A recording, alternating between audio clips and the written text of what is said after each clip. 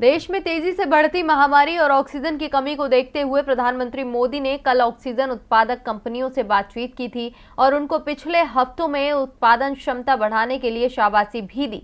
लेकिन देश के हालात भी किसी से छिपे नहीं हैं। देश में ऑक्सीजन की मारामारी किस कदर है, आइए देखते हैं इस रिपोर्ट में।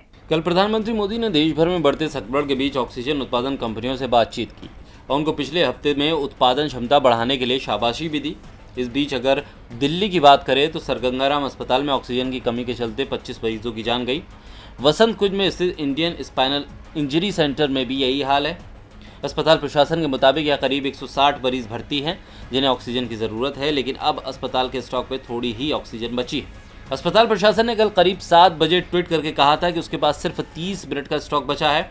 वो कल रात से ही ऑक्सीजन का इंतजार कर रहे हैं, लेकिन उन्हें अभी तक ऑक्सीजन की आपूर्ति नहीं हुई है। आपको बता दें कि सर गंगाराम अस्पताल के प्रशासन ने 25 लोगों की मौत के बाद ट्वीट करके कहा था कि महज कुछ घंटों तक के लिए ऑक्सीजन बची है। ऑक्सीजन की कमी की वजह से 60 अन्य बीमार मरीजों की जान जोखिम में है। इसके बाद करीब 10 बजे अस्पताल को ऑक्सीजन की सप्लाई मिल पाई थी।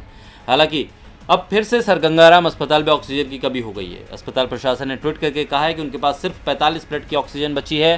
देश में संक्रमण की रफ्तार किसी से छिपी नहीं है, लेकिन महामारी की रोकथाम के लिए ज़रूरी संसाधनों की तरफ मोदी सरकार का कोई ध्यान नहीं है। डीबी लाइव की रिपोर्ट।